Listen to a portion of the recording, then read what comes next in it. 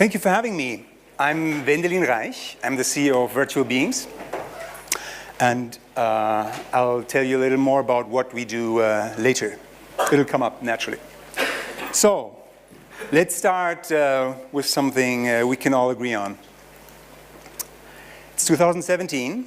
Virtual reality has been in our hands for 4 years. So, I'm being a bit mean here, but although we can still say that we're a young industry, we're definitely not a new one anymore.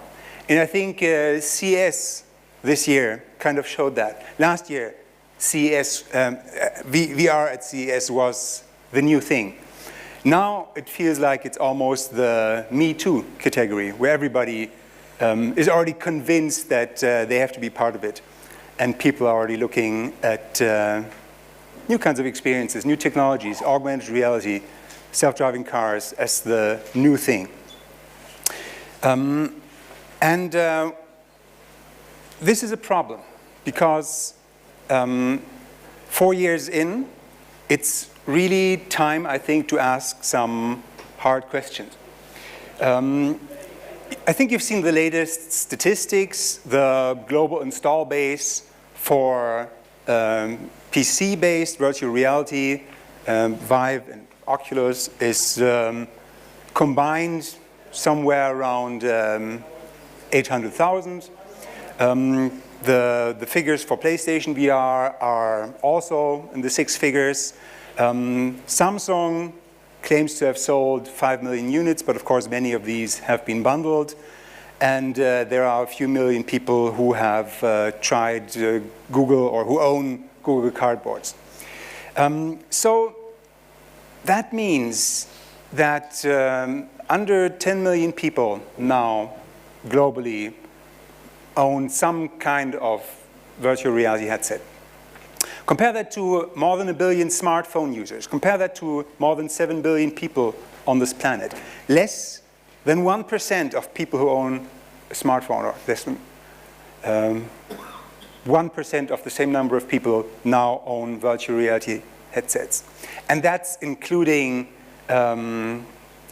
entry-level experiences like Cardboard. Less than 0.1% own high-end virtual reality gear. And while for some studios this may still constitute a viable market, it's really very small in terms of what probably most of you and a lot of observers of these industries see as the potential for virtual reality. In order to check out like how these percentages compare to other industries and to other cases of technological innovation, it's good to take a look back at the technology adoption cycle, which I assume many of you have already heard of. So that's from a classical study from the 1960s about diffusion of innovation in agriculture. It's this classical bell curve which suggests that innovations are first taken up by a very small minority, 2.5% in the original study, of innovators who are scientifically literate, who sometimes even contribute with their own inventions, and who are really keen on using the latest technology. Then, once this group has been reached by an innovation, a second, much larger group of people called the early adopters take their cue from the innovators in seeing that this innovation actually works. And so they start to use it. And if they become convinced that it's good, and if the market becomes saturated, the market of early adopters, then an even larger segment of the population, called the early majority, takes its cue from the early adopters that the new innovation doesn't just work, but it's useful. And so on, the late majority takes its cue from the early majority that the innovation is necessary. And finally, the laggards, well, the laggards only use something because they don't have a choice anymore. They're the kind of people who buy smartphones nowadays only because you can't really get anything else anymore. What's important about this is that these different groups of people seek out different value propositions. And I think we can illustrate that best with the case of the innovators versus the early adopters. And I think these two images, Sergey Brin wearing Google Glass and an ad from the new Snap Spectacles ads, really just summarized it very well. Both innovators and early adopters are novelty seeking. They like stuff for being new. Whereas, of course, innovators put a higher premium on the newness. But both are into new stuff. They're both status seeking, but with an interesting twist. Innovators enhance their status by being able to show off among their peers. So they get the newest technology, and then they can show other people who are also innovators this cool new gear. Whereas early adopters, they are status seeking with regard to their entire life, with regard to the entire population, which also means they care about aesthetics and design in a different way. We're going to talk about that in a second. They're both rational consumers, but in very different ways. We're going to talk about that in a second as well. Let me just emphasize here that in contrast to the innovators, the early adopters, being a much larger group, they are also really diverse. So that's something one shouldn't forget. They are not to be all treated the same way. So when I say that early adopters, just like innovators, are to some degree rational, I think we can best illustrate that by looking at stuff, at reasons that make them not want to buy an innovation. This is based on research by Forrester, by Ad Age, by a number of people which I've just compiled here. So ugliness, nerdiness, bad design. These are things that are almost irrelevant to innovators, but they do matter to early adopters because they are status seeking. Technical immaturity, limited functionality, of course. Like, obviously, that would matter. Friction and discomfort. That is to say, things which make the experience difficult to consume. Setting up your first generation HTC Vive for 8 hours. Having to connect cables in order to get your new gear going.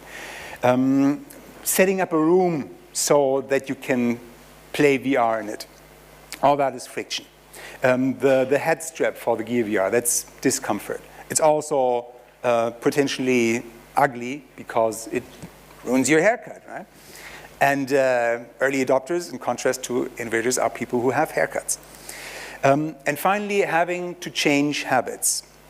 That's something which, again, innovators are very tolerant on. Early adopters are not. They do not want to change their lives around the technology. They want the technology to adapt to them. They want the technology to find a place in their lifestyle already. What I find interesting about these four items is that they, to some extent, can be summarized under the same heading. And this is something we talk about way too little in virtual reality. It's all about user experience. Early adopters care about user experience. And if we now find us in a situation where 1% of smartphone users own virtual reality headsets, and where it's therefore likely that almost all of them really are innovators, and where we have to start thinking about how to reach early adopters, my answer is that we have to start talking more about user experience. And that is, to some extent, obvious, but it's also not obvious if you listen to commentators who tell us what is now missing in virtual reality. Is it the killer app? Maybe, but maybe not. Maybe it's just some good enough app, something maybe even which we've seen before, like soccer games, but done well, in a pleasant manner, in a way that adds value on virtual reality. Is it more in flashier hardware? Well, to some extent, yes, because the hardware which we are using right now is objectively limiting the kinds of experiences and the kinds of UX we can achieve.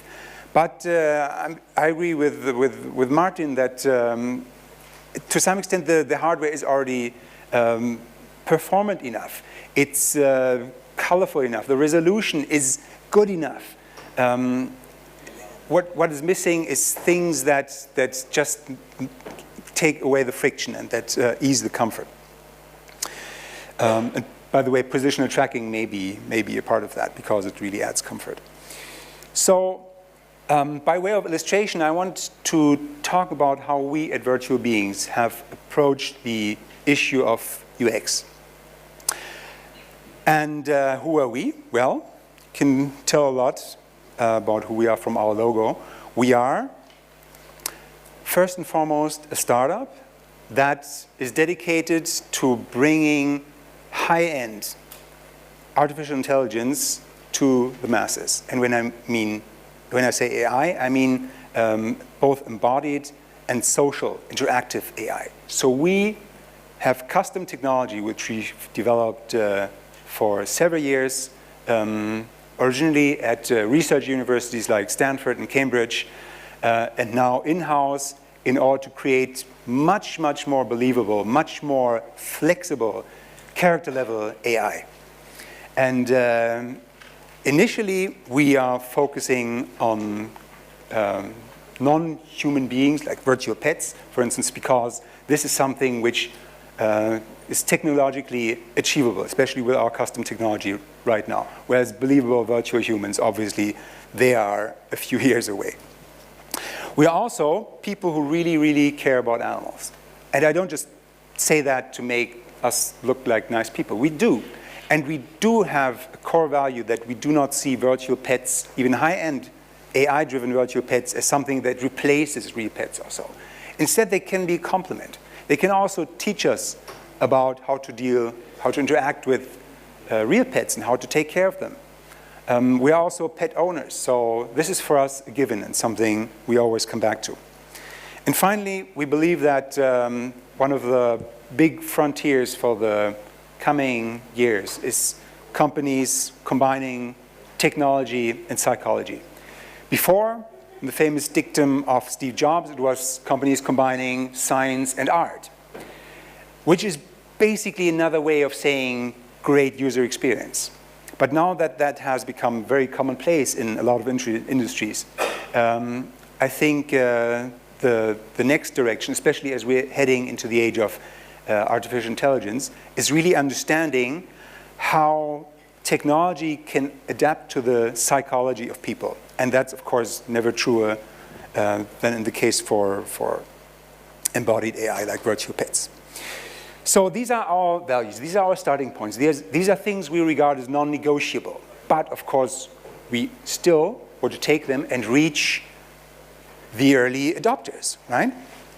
So given that these are our core values and strengths, what kind of early adopters might we be able to find? Who are the players we want to bring to VR?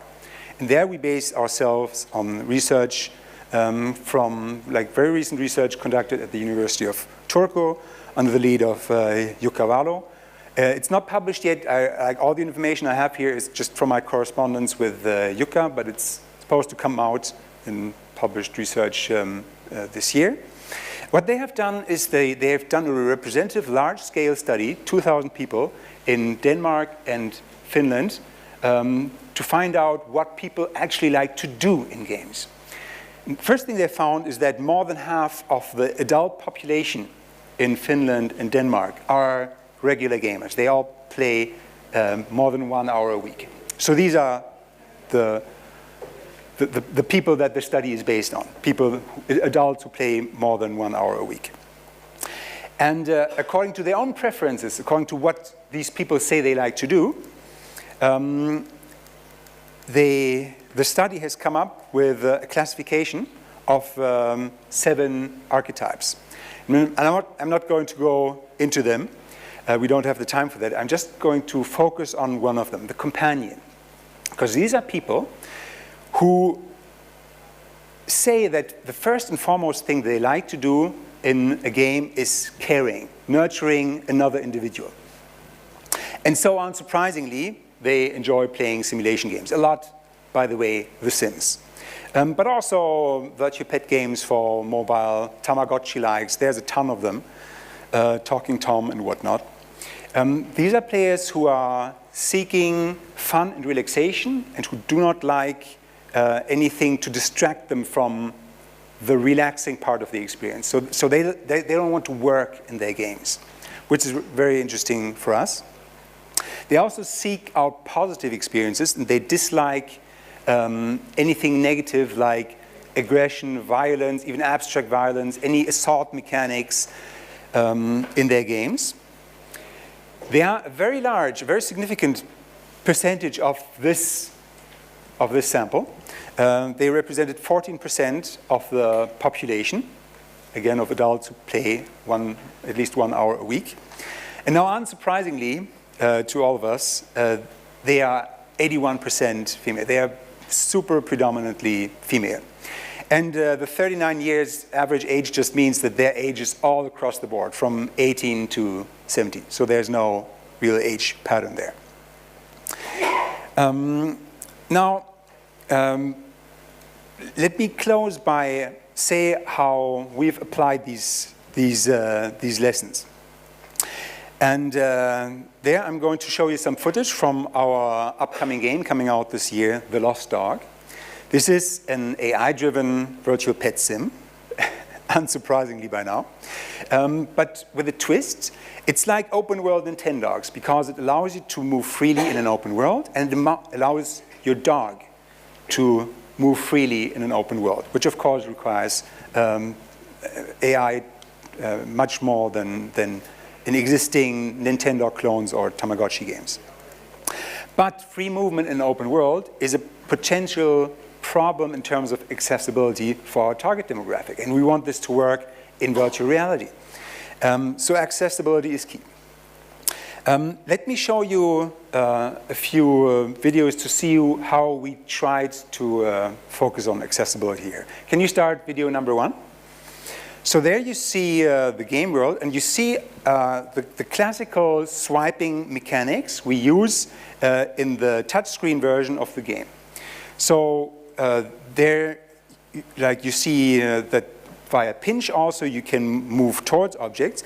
This is a way of moving around which you know from Disney Magic Kingdoms or Minions Paradise. So this is standard in mobile games.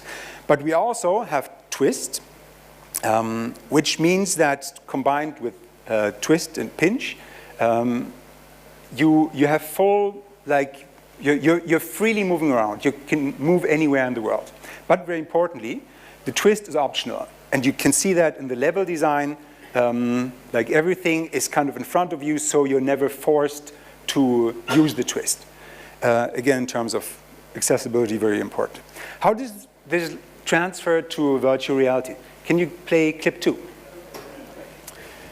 So the virtual reality experience here with positional tracking allows you to, for instance, chase butterflies, right? This is something which you wouldn't be able to do easily in the touchscreen version of the game.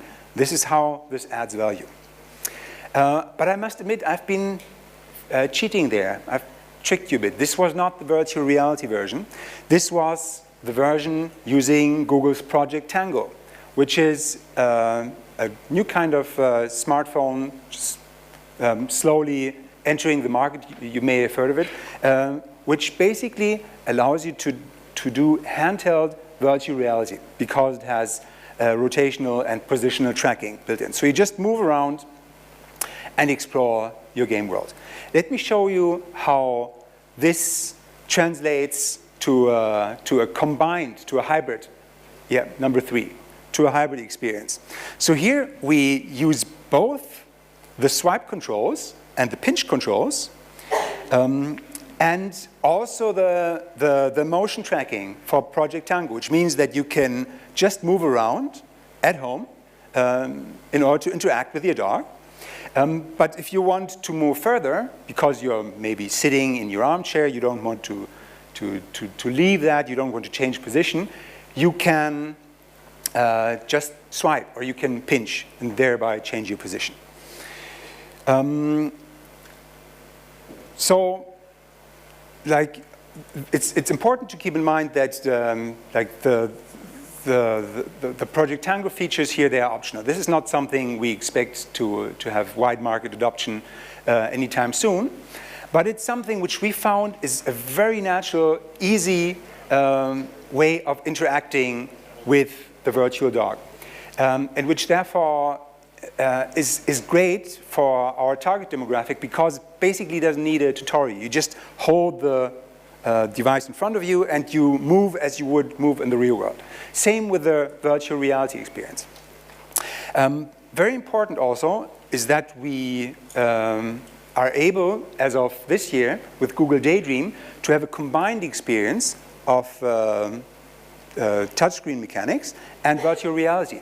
Because unlike the Gear VR, you can switch into and out of virtual reality on your Daydream device. And the game, of course, understands that and does not change your position. It does not like take you out of the experience.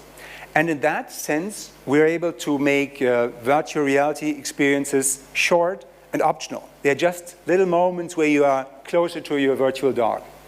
And if you feel that the headset isn't totally comfortable yet, or if you're not used to the nausea that you may get from a virtual reality headset which doesn't have positional tracking, then you just take it off and continue with the tactile experience, the traditional experience.